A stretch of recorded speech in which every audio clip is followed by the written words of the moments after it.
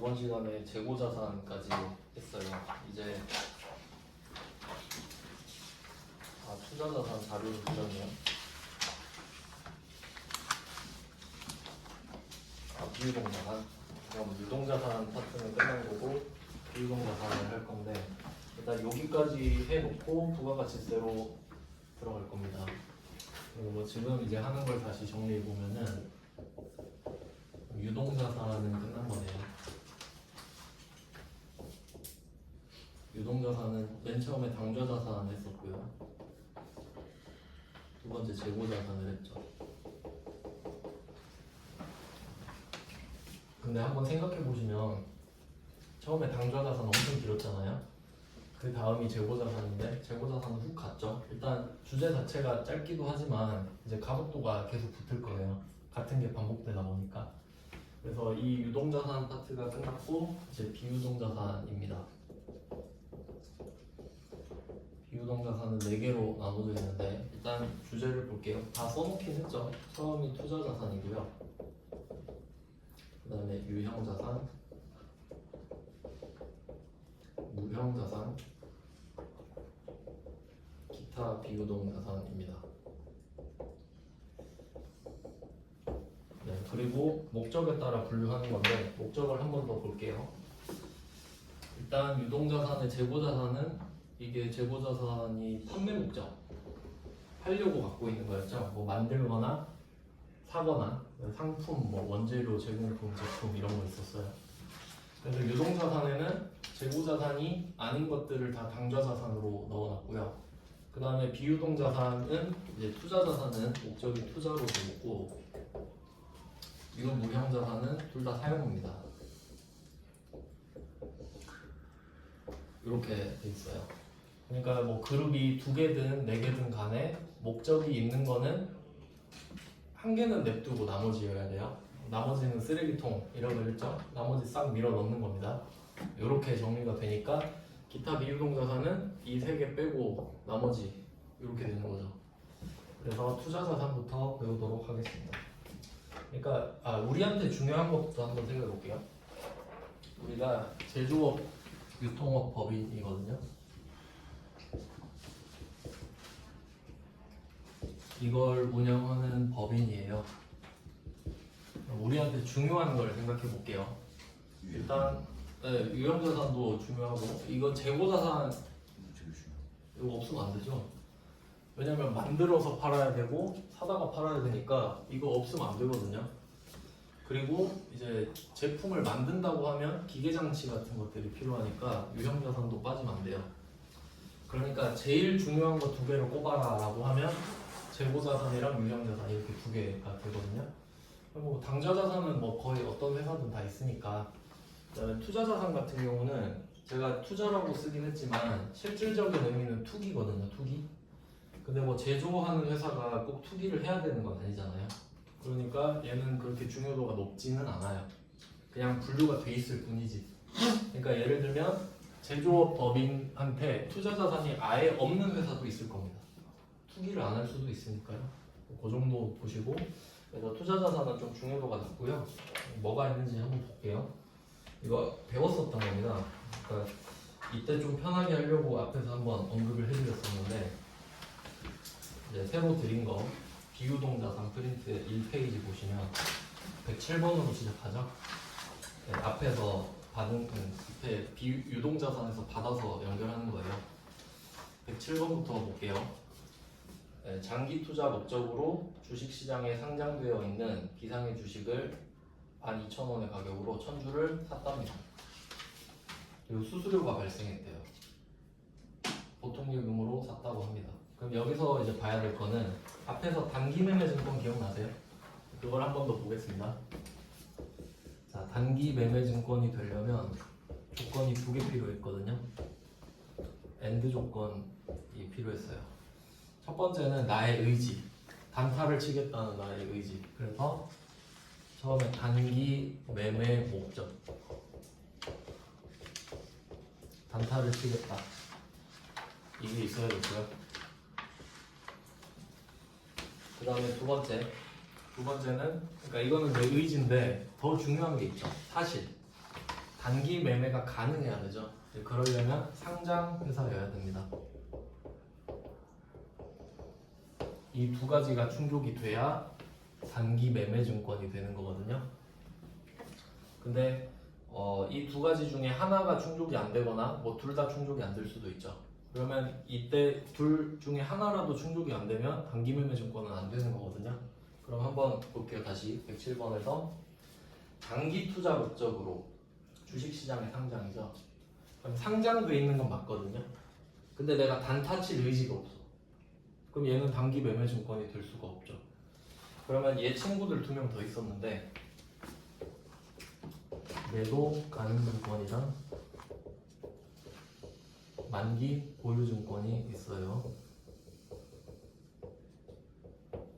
이렇게 3개가 있단 말이죠. 그럼 단기 매매 증권이 아니란 소린데 이때 만기 보유 증권이 될 이유는 없거든요. 그러니까 내가 단타를 안 친다고 해서 끝까지 갖고 있을 이유는 없죠. 그래서 보통 단기 매매 증권이 아니면 매도 가능 증권으로 빠지게 돼요. 일반적으로 이 상관관계가 있거든요. 그래서 지금 이 주식의 계정 과목은 매도 가능 증권입니다. 이유가 이렇게 돼요. 단기 매매 증권이 아니기 때문이죠. 그러면 금액을 계산하면 지금 12,000원에 1000주니까 총 금액은 1,200만 원이거든요. 1,200만 원. 그리고 한 가지 더 있죠. 수수료가 발생했어요. 8만 원. 그러면 단기 매매 증권 같은 경우는 수수료를 아예 비용으로 빼버렸단 말이에요. 근데 얘 같은 경우는 그 단기 매매 증권 수수료가 유일한 예외라고 제가 엄청 강조했었거든요. 그러면 얘는 단기 매매 증권이 아니니까 원칙대로 취득 부대 비용으로서 더해줘야 된다라는 겁니다. 그래서 뭐 분배를 해보면 차변에 매도 가능 증권, 그래서 이 주식 가격은 1,200만 원인데 수수료가 여기에 붙죠. 전부 다 보통 예금이고요.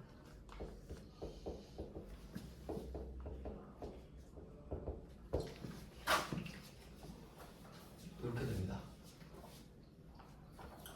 그리고 이제 실제로 여러분이 입력한다라고 생각해 보시면은 매도 가능 증권이 2개 있다고 제가 말씀드렸죠. 숫자가 2개가 다른 게 있겠죠. 밑에 숫자가 큰 게 비유동입니다. 그러니까 숫자 큰 거 고르셔야 된다는 거예요. 작은 건 유동이니까. 네, 그래서 이런 디테일까지 생각해 보셔야 돼요. 여러분이 매도 가능 증권을 검색했는데 숫자 2개 있다 그랬죠? 그 중에 아래로 내리셔서 큰 거. 이유는 비유동이니까. 비유동. 이거 고르셔야 돼요. 모를 것 같아요.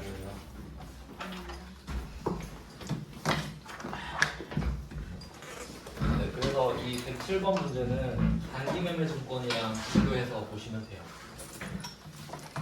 그러면 또 이제 배웠으니까 생각해 보시면 매도 가능 증권 숫자 작은 거 큰 거 있다 했잖아요. 그럼 작은 거는 유동자산이겠죠? 유동자산 2개밖에 없죠? 그러면 뭐겠어요? 당사자산이겠죠? 왜냐면 재고자산은 판매 목적이잖아요. 근데 내가 주식을 판매 목적으로 갖고 있으려면 금융업이어야 돼요. 증권사 이런 데여야 된다고. 근데 우리는 제조업이니까 이 주식을 판매 목적으로 갖고 있다 해도 재고자산이 될 수는 없죠. 그러니까 당좌자산 또는 투자자산 이렇게 되는 거죠. 분류가 그렇게 돼요. 참고로 보면 외우실 필요는 없어요. 근데 여기서 숫자 큰 걸 고르셔야 된다는 건 중요해요. 장기 투자라서 그래요. 장기 투자니까 비유동자산이거든요. 네, 이렇게 봤어요. 그러니까 앞에서 배웠던 거니까 그냥 뭐 그런 것 다 하시죠. 엄청 어려운 거 아니잖아요. 그냥 그렇군 이렇게 되는 거죠. 네, 그 다음은 108번은 전산세무 1급인데 결산일이라고 돼 있죠. 세무 1급점을 일단 넘어갈게요. 시간이 뭐 많지는 않으니까. 우리는 밑에 거 회계 1급 위주로 좀 보겠습니다. 그럼 일단 그 계정 과목 찾는 거는 해봤고요. 이제 평가할게요. 평가. 샀으니까 평가 또 하겠죠.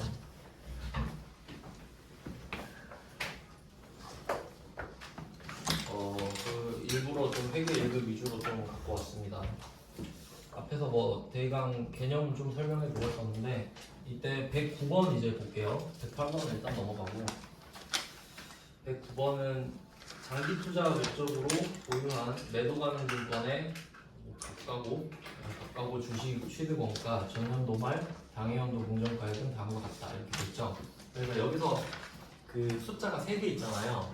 이것도 단기 매매 증권이랑 비교하시면 되거든요. 단기 매매 증권도 평가 이런 거 했던 거 기억나세요? 그 한번 비교해 볼게요. 이런 거 있었잖아요. 단기 매매 증권 숫자 3개 있었던 거. 예를 들어 뭐 취득, 그 전년도 말, 단기 말 이렇게 3개 있었던 패턴이 여기서도 반복이 되는 건데 그럼 금액 3개 있잖아요. 근데 단기 매매 증권은 이거 기억나시나요? 취득 금액이 필요가 없었던 거. 그러니까 이때 평가를 한 번 하고 이때 평가를 또 하는데 그러니까 단기 매매 증권 같은 경우는 평가를 수익 비용으로 잡았잖아요. NI, 네트 인컴으로 잡았잖아요. 근데 수익 비용은 1년짜리라고 말씀드렸죠. 1월 1일부터 12월 31일까지만 존재하거든요. 그래서 얘는 수익 비용으로 하고 끝나요. 내년과 전혀 상관이 없습니다. 그래서 끝나기 때문에 이때 전년도 말 기준이랑만 이렇게 비교하면 끝이었거든요. 근데 이게 비정상적인 거라고 말씀드렸죠. 왜냐면 평가는 실현된 게 아니잖아요. 그러니까 이제 제대로 되는 걸 배우는 거예요. 그럼 이제 단기 매매 증권이 아니라 매도 가능 증권이 됐다고 보시면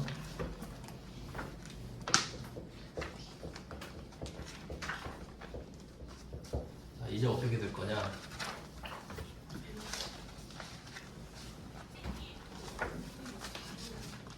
맞다.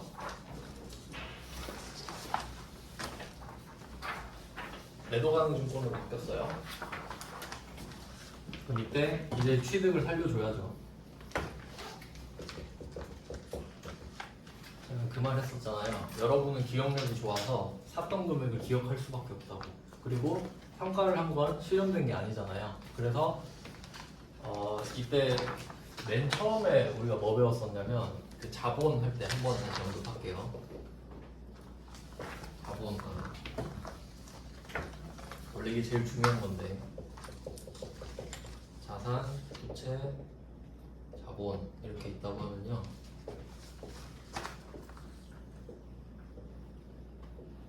이렇게 자본이 구성이 되는데, 그러니까 자본은 필연적으로 자산에서 부채를 뺀 순자산과 동일하다고 했죠. 그래서 자본을 구할 때는 자본을 직접 구하는 게 아니라 자산에서 부채를 뺀 간접적으로 구하는 방법을 선택한단 말이죠. 복잡하니까.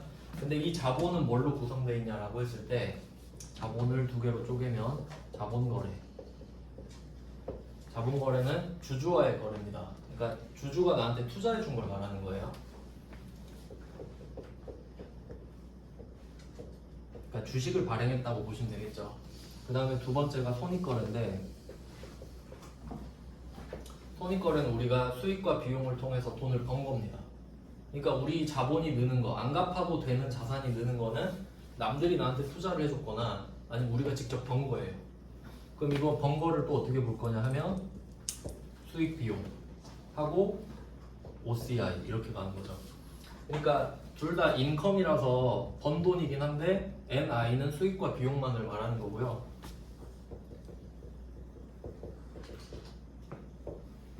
OCI는 벌긴 벌었어요. 근데 수익과 비용은 아니래. 벌었는데. 그럼 그걸 할 말이 없으니까 그냥 기타, 포괄, 손익 이렇게 하는 거거든요. 그러니까 얘는 본질적 성격이 자본 이렇게 가요. 이렇게 구성이 되는 거란 말이죠. 그러니까 이 수익 비용은 보통 언제 쓰냐면 이게 실현이 됐을 때 써요. 실현이 됐다고 하면 보통 처분을 말하죠. 팔면 내가 돈을 벌었다, 잃었다를 정확히 알 수 있죠. 그게 실현이에요. 내가 10,000원짜리를 11,000원에 팔면 1,000원 벌었다고 할 수 있죠. 근데 이 OCI 같은 경우는 실현이 안 된 거예요. 그래서 보통 평가 쪽이 많이 들어가죠. 이렇게 구분되거든요. 그러니까 뭐 방금 들었던 예시로 좀 바꿔서 말씀드려보면 뭐 예를 들어 친구가 주식을 샀대요 10,000원에. 근데 지금 주가가 11,000원으로 올랐대요. 10,000원에 샀는데 11,000원에. 그럼 보통 우리가 그 상황을 이렇게 말하죠. 1,000원 벌었다. 근데 회계에서는 1,000원 벌었다고 하면 그 1,000원을 보여달라고 그래요. 보여줄 수 있으면 NI, 못 보여주면 OCI 이렇게 뺀다는 소리예요. 그러니까 지금 매도 가능 증권을 평가하고 있잖아요. 그럼 그냥 기분이 좋거나 기분이 나쁜 거죠.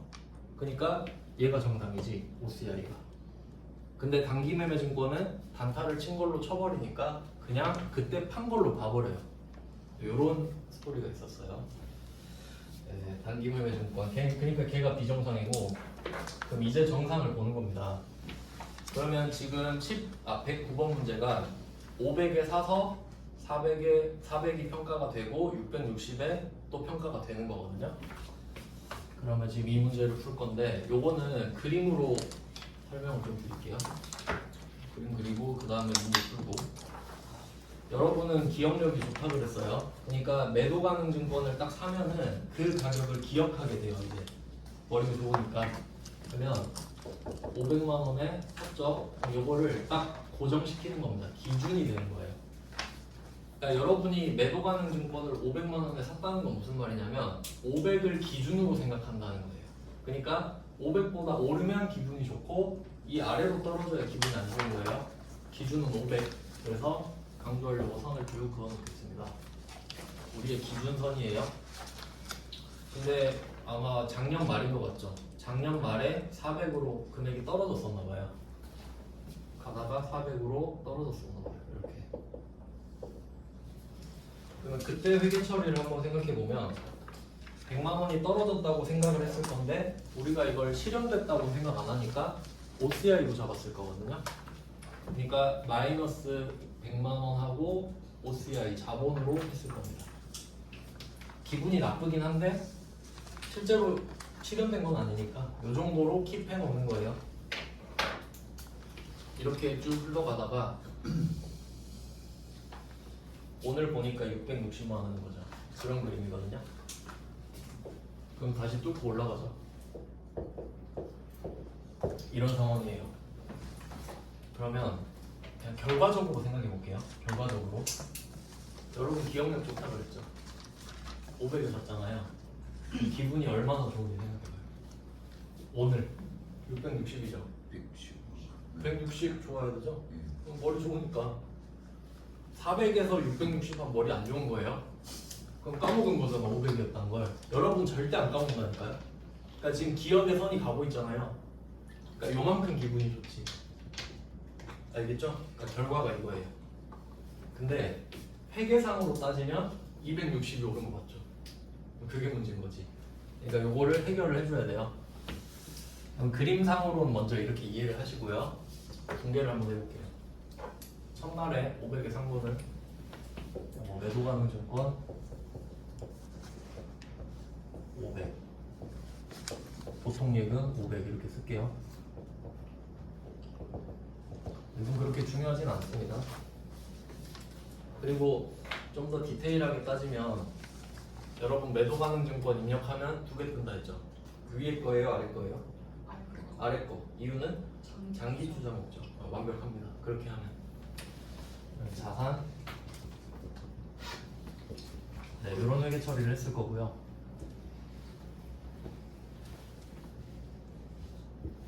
그 다음에 평가했을 때 100만 원 떨어졌었죠.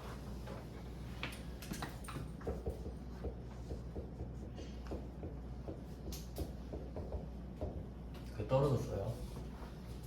그럼 뭐 어떻게 할 거냐? 자산이 떨어졌으니까 일단 기분은 나쁘죠. 근데 실현된 건 아니죠. 그럼 일단 킵해놓자 미실현으로. 그러니까 이 평가 손실은 OCI예요.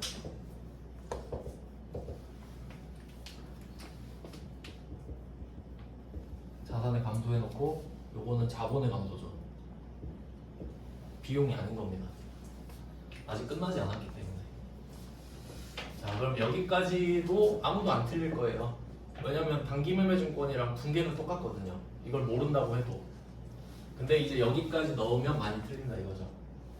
그러면 팩트를 한번 보시면 지금 매도 가능 증권이 400만 원이 된 거 팩트 맞잖아요.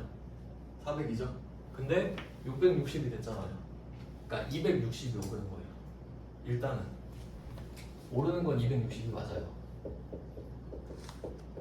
160원. 아, 여기서 오르니까. 그러니까 회계상으로 100을 깠잖아요. 네. 그러니까 누적으로 한번 봐봐요. 처음에 빵원이었는데 500 플러스 했죠. 그리고 100만 원 마이너스 했잖아요. 그럼 여기서 이제 잔액이 400인 거예요 지금. 잔액이. 그리고 660 됐으니까 260을 올려줘야죠. 이렇게 된 겁니다. 근데 260이 오른 거긴 한데 요거는 기분이 나빴던 거 회복된 것 뿐이죠. 그러니까 이 부분은 평가 손실 떨어졌던 게 회복된 것 뿐이에요. 그래서 이 평가 손실 기분 나빴던 거 이거 있잖아요. 이거 없애줘요. 기억하고 있으니까. 내가 작년에 얘 때문에 기분이 안 좋았었지. 이걸 없애주는 겁니다.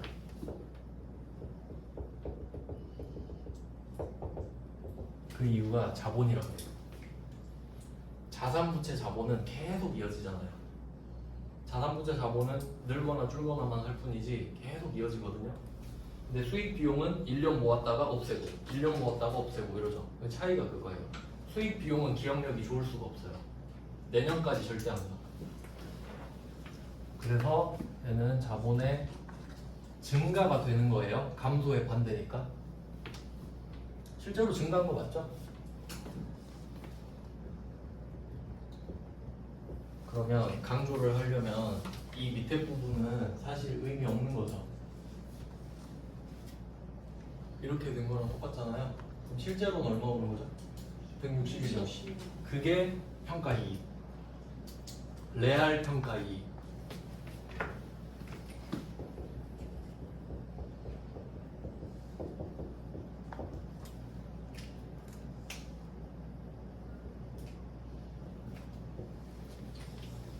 이렇게 보여요. 그러니까 단기 매매 증권만 맨날 풀다가 이거 내면은 많이 틀리겠죠. 그러면 절차를 제가 3개를 써드렸는데 맨날 3개를 적을 수는 없잖아요. 그러니까 이 답을 바로 찾을 수 있게 노력을 좀 하셔야겠죠. 그러니까 이걸 하기 위해서 여러분이 붕괴 3개 찍을 수도 있는데 시간 너무 오래 걸리죠. 그러니까 대체할 수 있는 방법이 뭐겠어요? 그림이죠. 그림. 500 그리고 400 그리고 그럼 400, 660, 500 다 있죠? 그럼 이거 보고 하는 거예요. 아, 실제로 오른 건 260이 맞구나. 맞죠? 260이 오른 건 팩트예요. 그럼 260을 딱 적어주고. 근데 나는 기억력이 좋으니까 마이너스 100 떨어진 거 알고 있지. 그럼 이거를 회복을 시켜주는 게 먼저겠죠? 회복을 먼저 시켜줘. 자, 이제 평정심으로 왔단 말이에요. 근데 거기서 160이 더 올랐으니까 아, 이게 진짜 기분이 좋은 거구나. 그러니까 회계상으로 오른 건 260인데 진짜 기분 좋은 건 160이죠. 이걸 구분해서 적어주겠다는 거예요. 그게 목적 적합하니까. 네, 이런 내용이에요. 네, 그래서 이런 문제를 주의하시면 되겠습니다. 아마 지금 이게 98회로 돼 있는데 이때쯤부터 계속 내는 것 같더라고요. 문제를. 이때쯤 처음 해가지고. 어차피 아셔야 되는 내용이죠. 그러면 이런 유형도 있고 반대로 생각해 볼게요. 이건 문제를 풀지 않고 그림으로만 그려볼게요. 그러면 혹시 이런 유형도 있지 않겠어요? 이 금액에 샀는데 박스 금액에 샀는데 가다가 올랐어. 오를 수 있죠? 근데 떨어진 거야. 이런 유형도 가능하겠죠. 그냥 얘랑 정반대 아닙니까? 이건 푸는데 이거 못 풀면 안 되죠? 그럼 얘는 어떻게 했어요? 플러스 시켰다가 마이너스 시키고 이 마이너스가 진짜 마이너스겠네. 맞죠? 얘는 위쪽을 지워버려야 되니까. 근데 이게 이해했다고 손으로 바로 나오는 게 또 아니에요. 연습을 해보셔야 되죠. 그러니까 이 그림을 그리고 이걸 바로 옮기는 연습을 할 수 있어야 돼요. 안 그러면 붕괴 3번 하셔야 되니까. 그러니까 이 그림을 그리고 옮기는 연습 이렇게 하세요. 근데 또 몇 번 해보면 안 어려워요. 그리고 이걸 꼭 기억하셔야 돼요. 이게 정상이다. 단기 매매 증권이 비정상이다. 그러니까 단기 매매 증권은 쉽죠. 그럼 단기매매증권까지 한번 생각해 볼까요?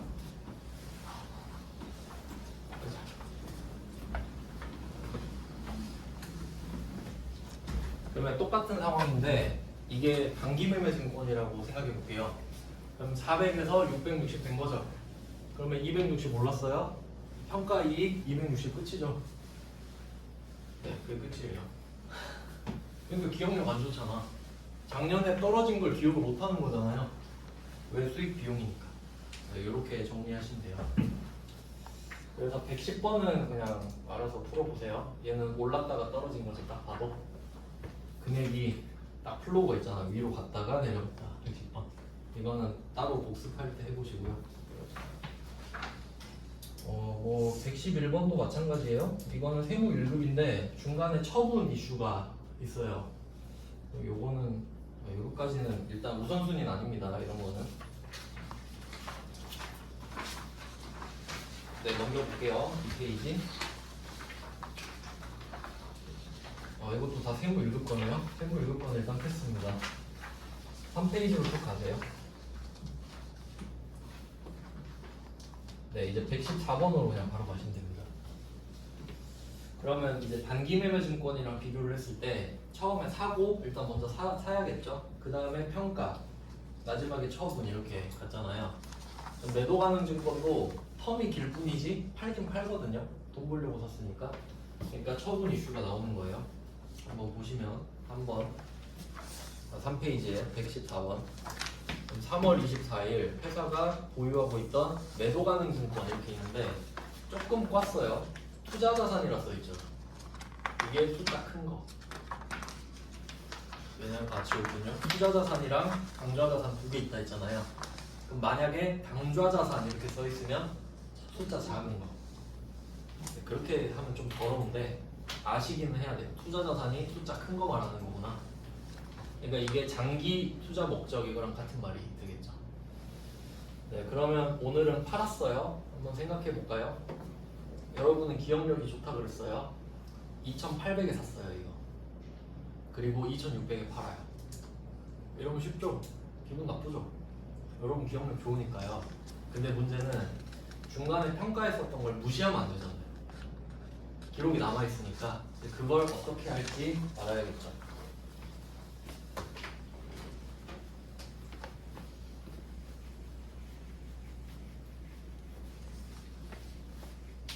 요거는 뭐 그림 안 그려도 될 것 같은데 바로 풀어볼게요. 어떻게 풀 수 있을까?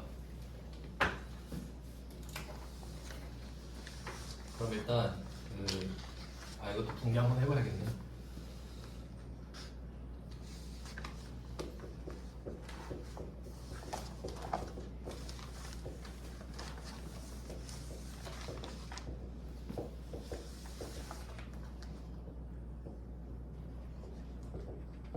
(2,800에) 샀었고요. 그 다음에 평가로 400이 떨어졌어요.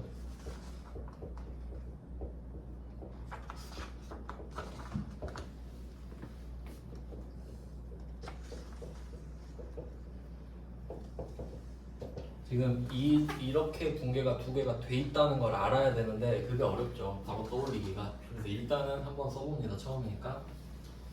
그리고 이제 이걸 2,600에 팔면 현금 2,600이 들어오는 거죠. 현금으로 받았다고 합니다.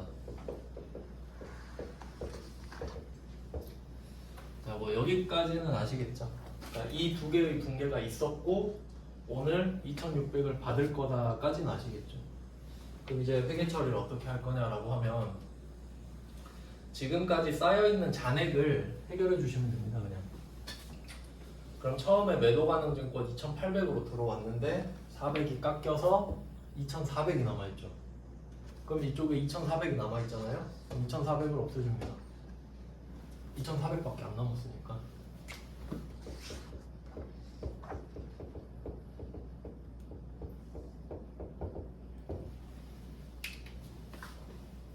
그래서 전체적으로 보면 2,800이 증가했다가 400이 떨어지고 2,400이 마저 떨어져야 완전히 장부에서 나가는 거거든요.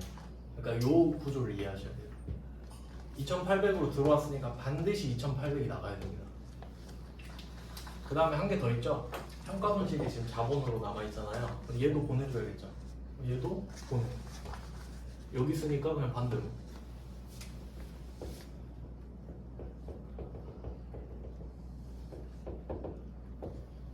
이렇게 되거든요.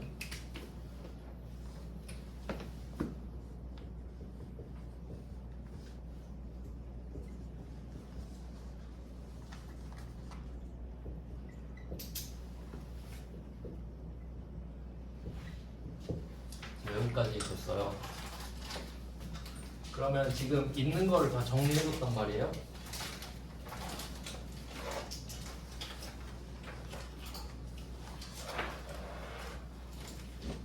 빨간색 가야겠다. 평가 손실도 400이 생겼었으니까 얘를 없애줘야 맞아요. 그럼 깔끔하게 정리됐죠. 그리고 이제 생각해 보잖아요. 그러니까 이게 정리한 결과물일 뿐이죠. 그럼 이 두 개 더하잖아요. 얼마죠? 4합당금. 이게 맞을 수밖에 없어요. 그러니까 결론은 2,800이 나가는 건데 그 안에 성분을 다 적어주는 거죠. 그럼 어쨌든 2,800이 나가는 거 맞죠? 근데 2,600밖에 안 들어왔죠. 그럼 기분이 안 좋잖아요. 얼마? 200이 안 좋죠? 얘는 처분 손실이겠네요.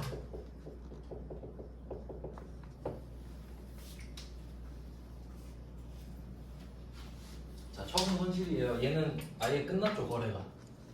200 손해본 거 정해졌잖아요. 그럼 얘는 비용이죠. 거래가 끝났으니까. 네, 이렇게 정리가 되는 겁니다.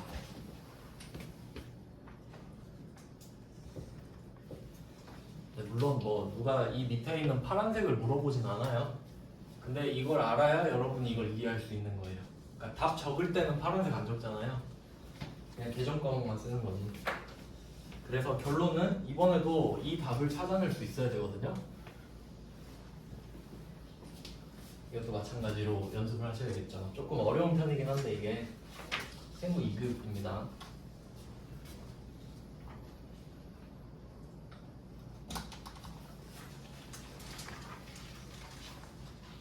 근데 이거는 이제 선택하시는 거예요. 이제 세무 2급 문제인데 회계 1급에서는 아마 안 나온 것 같긴 한데 한 김에 한 겁니다. 그래서 115번은 역시 세무 1급인데 그냥 뭐 연습을 해보겠다 하면 하시는 거고 아님 말고 뭐 그 정도예요. 그렇게 중요한 주제는 아닙니다. 좀 지역적인 주제에 속해요. 근데 우리가 단기매매증권을 배웠었기 때문에 그걸 비교하는 차원에서 좀 정리해드린 겁니다. 그러니까 이런 걸 제대로 알고 있으면 나중에 주제를 하나 새로 배우더라도 그렇게 어렵지 않다는 거예요. 그러면 첫 번째 투자자산의 첫 번째 주제는 매도 가능 증권을 배워봤어요. 세무 1급권을 일단 넘어가고요. 그 다음은 117번으로 넘어가 볼게요. 네, 117번은 내용을 이제 보시면 연도를 제가 적어놨는데 19년 9월 25일이라고 써놨어요. 참길무역에서 발행한 채권 만기는 21년 5월 31일이래요. 그러면 이거를 어떻게 해석할 수 있냐면 채권이 나왔습니다. 요거는 채무증권을 말하는 건데 그 우리 앞에서 뭐 채권 배웠잖아요. 매출 채권 이런 거. 그 채권이랑 이 채권은 다릅니다. 그러니까 그 앞에서 배웠던 채권은 돈을 받을 수 있는 권리를 말을 하는 거고 여기서 채권은 그 채무증권 말하는 거거든요. 좀 약간 문맥에 따라 해석하실 수 있죠. 근데 이게 채권을 앞에서 뭐 이렇게 말씀드렸던 것 같아요. A랑 B가 있는데 A가 채권을 발행했다.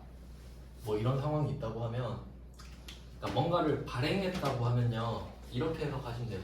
뭔가를 발행했다는 거는 돈이 필요해서 그래요. 돈이 필요하니까 뭔가를 자꾸 발행하는 거야. 돈 달라고. 그러면 B는 돈을 주거든요. 그래서 채권은 이렇게 생각하시면 편할 것 같아요. 차용증서. 채권은 그냥 차용증서라고 생각하세요.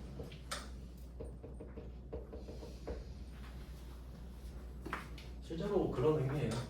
그러면 이게 무슨 뜻인가 보면 예를 들어 A가 1억이라고 써진 채무증권을 발행한 거예요. 그럼 예를 들면 이런 거예요.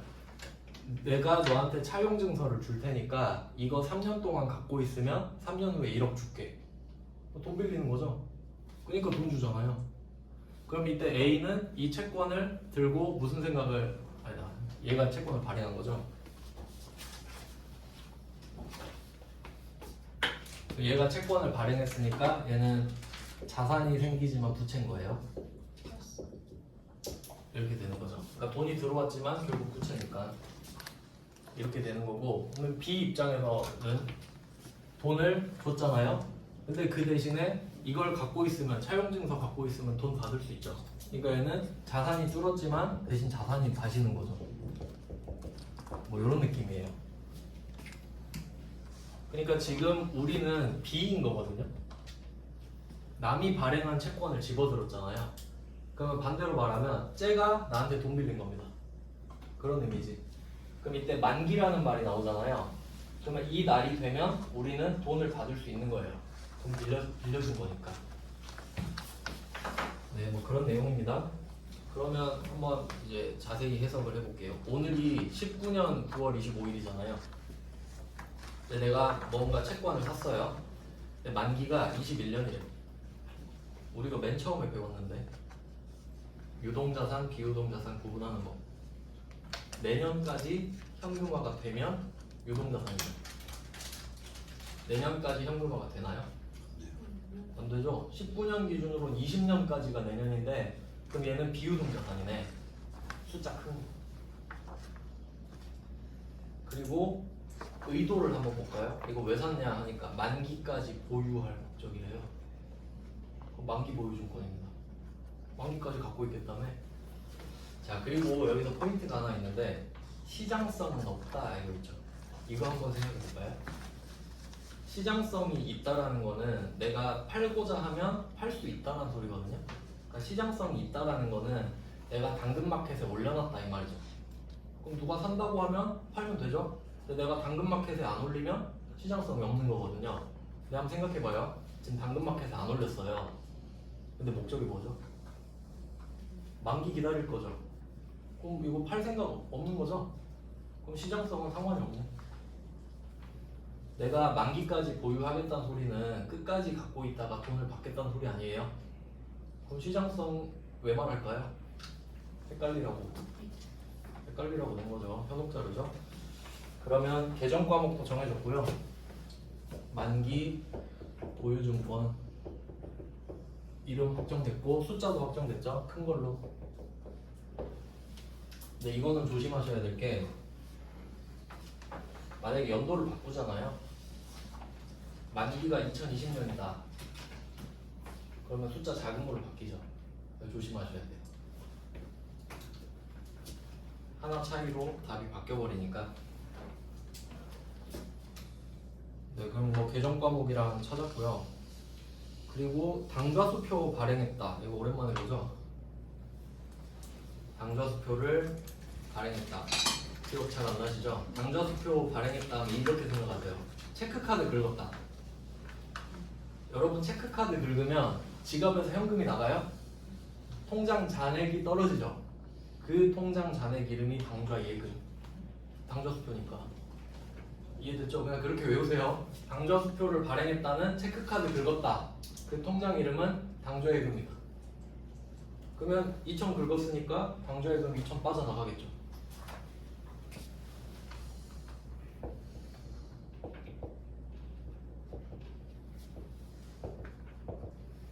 이렇게 돼요. 일단 2천이 빠져나갔어요. 체크카드 긁었으니까. 그 다음에 수수료 붙었죠? 수수료. 그럼 수수료 어떡하죠? 900번 수수료 비용인가요? 걔는 단기매매 증권일 때만이죠? 그럼 얘는 어떻게 해요? 시드 부대 비용은 다 붙여야 되죠? 단기매매 증권 빼고 다 붙인다 했잖아요. 그러니까 단기매매 증권 아니니까 붙여요. 그리고 10만 원은 따로 결제했죠 또. 보통예금.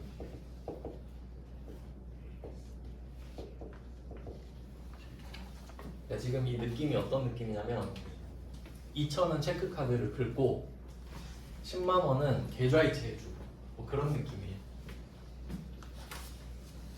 그래서 이게 회계 1급 문제였다는 게 좀 신기하긴 한데 좋은 문제라고 생각해요. 그 다음에 118번 뭐 세무 1급 문제인데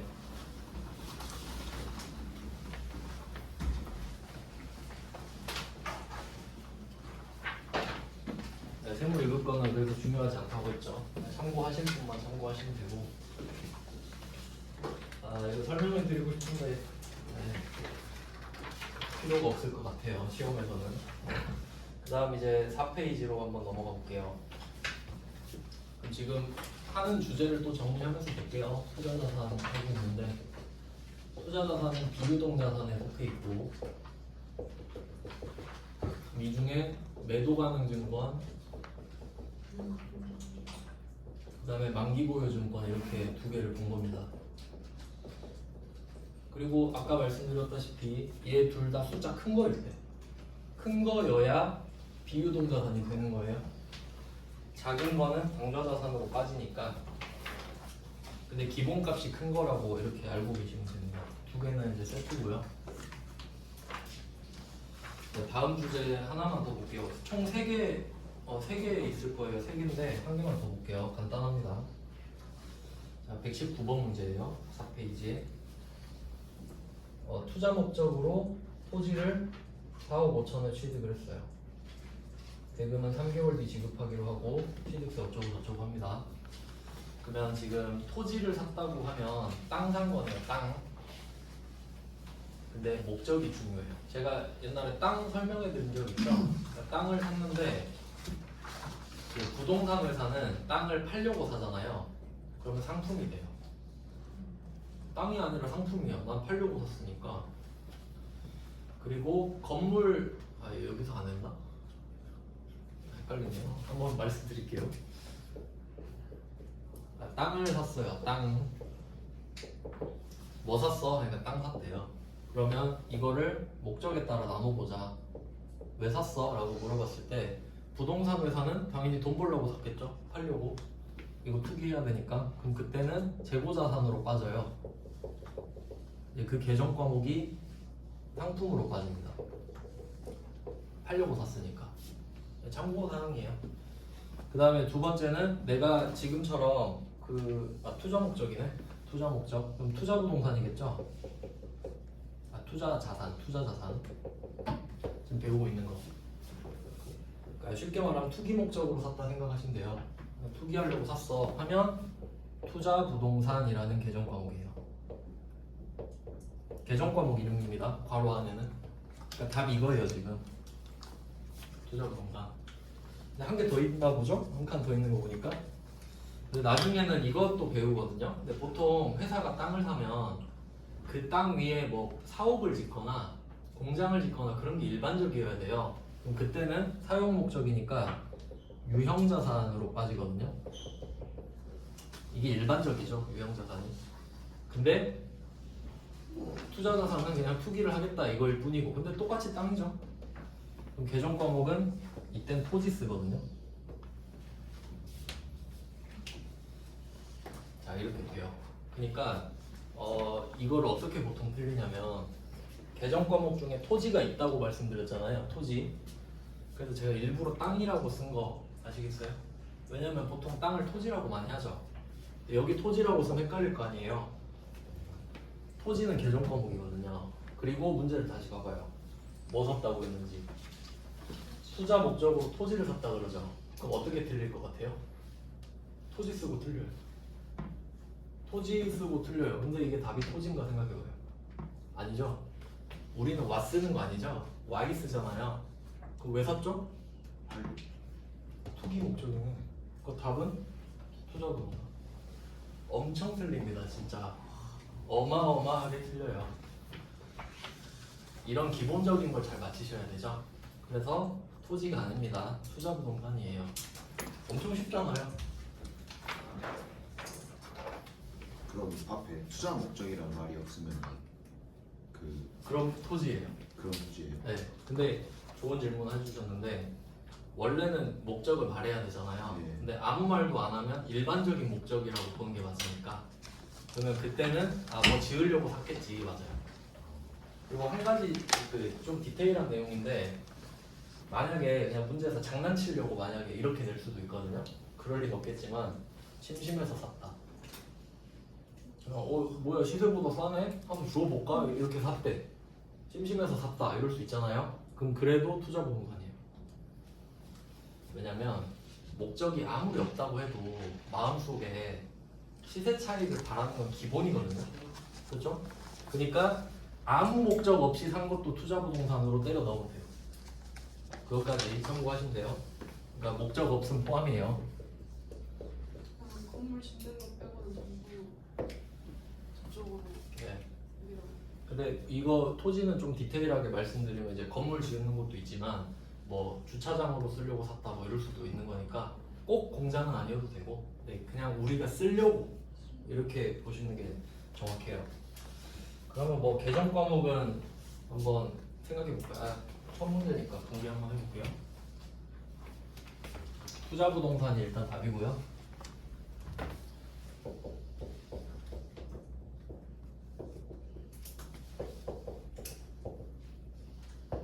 그리고 취득세 붙여 취득세. 취득세도 취득 부대 비용이잖아요. 붙이면 되겠죠. 취득세 안 내면 이 땅 등기를 칠 수가 없어요. 그러니까 이 땅 갖고 싶으면 취득세 내야 되죠. 그 다음에 대금은 3개월 뒤에 지급하기로 했어요. 그러면 이때 4억 5천은 땅값이고 이거 잘 생각해 보잖아요. 4억 5천을 받는 사람 있죠. 우주상사죠. 취득세도 우주상사가 받나요? 취득세는 아니지. 취득세는 광주광역시에 내야겠죠. 그러니까 거래처가 사실 다른데 그냥 때려 박은 건데 이때 2천만 원은 보통예금. 취득세는 이제 외상으로 안 되니까 그럼 이때 보통예금 2천만 원. 이건 바로 납부를 한 거고요. 취득세를 내야 등기를 칠 수 있거든요. 그러니까 일단 현금으로 내야 되고 보통예금으로. 그 다음에 나머지 4억 5천 외상으로 할 수 있겠죠. 우주상사한테. 그럼 이거 개정 과목 뭐예요? 외상 매입금? 미지급금. 미지급금. 미지급금이잖아요. 미지급금 이유를 아셔야 되죠. 여러분 항상 답 적을 때 답 적고 나서 내가 나한테 이거 이유 설명 못하면 찍은 거예요. 알겠죠? 미지급금이 왜 나왔니? 라고 하면 이유. 이게 원재료도 아니고 상품도 아니어서 이렇게 설명할 수 있어야 되죠. 내가 맨날 사던 게 상품이랑 원재료잖아요. 그걸 사면 외상매입금이랑 지급어음이 나올 수 있죠. 근데 이게 아니래. 그럼 뭐가 됐든 그냥 미지급금. 안 중요하니까. 그리고 거래처 꼭 써줘야 돼요. 지금 우리가 돈을 안 줬잖아요. 누구한테 줘야 될지 뭐 우주상사 이렇게 꼭 써주셔야겠죠. 그럼 여기서 응용 문제 하나까지 알려드릴게요. 대금은 3개월 뒤에 지급하기로 하고 여기에 껴넣는 거예요. 적어두셔도 좋아요.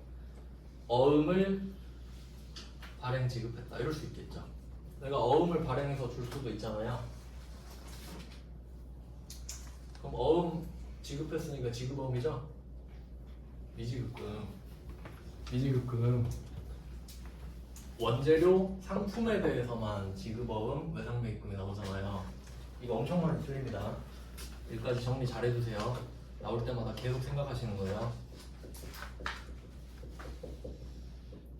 그러니까 반대로 말하면 외상매입금이랑 지급어음이 나오려면 원재료나 상품이 있어야만 되는 거잖아요.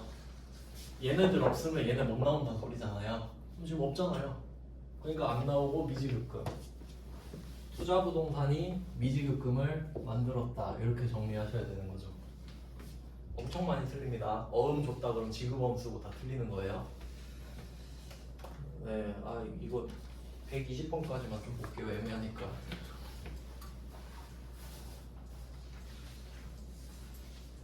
똑같은 문제예요.